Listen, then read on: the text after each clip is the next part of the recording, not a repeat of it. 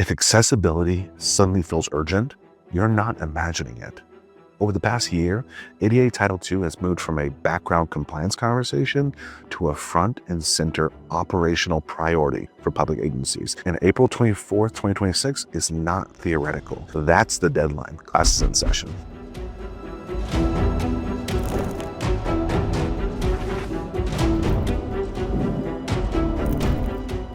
This is Hounder University, and for the next several weeks, we're going to be focusing on ADA Title II and what it actually means for public agencies. We're going to translate ADA Title II into plain English. First things first, let's clear something up. ADA Title II has actually existed for decades, right? 34 years to be exact. So what's changed is not the law, it's the clarity around the digital obligations. So digital services are no longer a gray area, they are considered public infrastructure. So if your agency delivers services through a website, a payment portal, a public forum, a downloadable PDF, GIS dashboard, a live stream, a mobile app, whatever it is, that is part of your Title II obligation now. It's not marketing, it's not optional.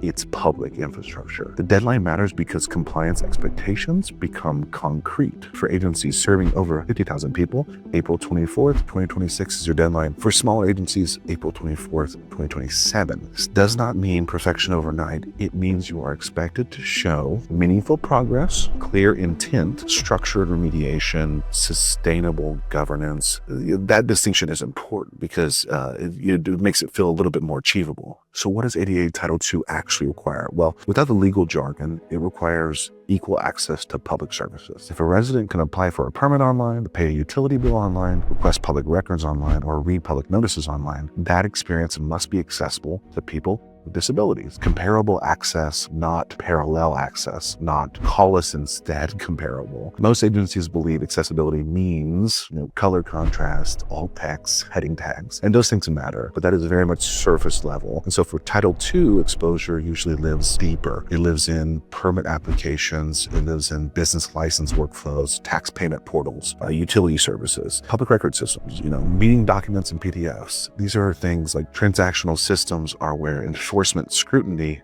increases, because when someone cannot complete a permit application due to accessibility barriers, that is not a minor UX flaw.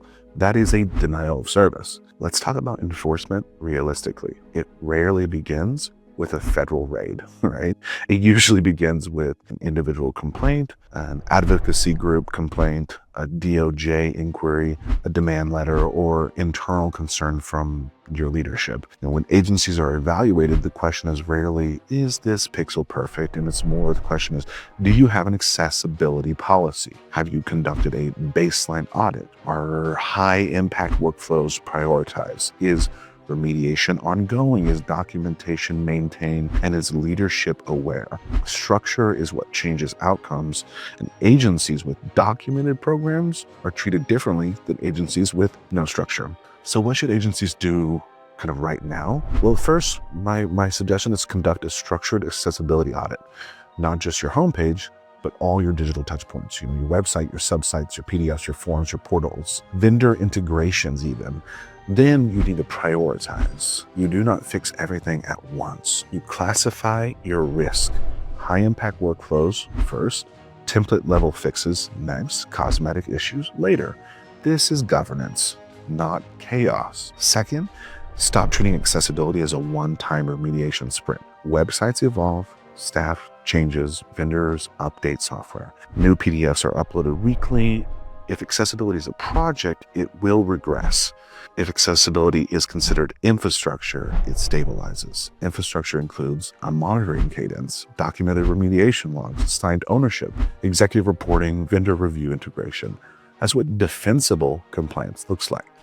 Accessibility is not a branding exercise. It is a civil rights compliance. It is a public service infrastructure. It is a risk management. It is completely manageable with a structure. So if you're unsure where exposure exists in your agency's digital ecosystem, the next step is not to panic, it's to assess, because clarity reduces our risk faster than urgency does. This has been Hounder University. This has been ADA Title II in plain English. Your attendance was noted, and this is helpful. Share it with a colleague who still thinks accessibility is just a redesign problem. Class is dismissed.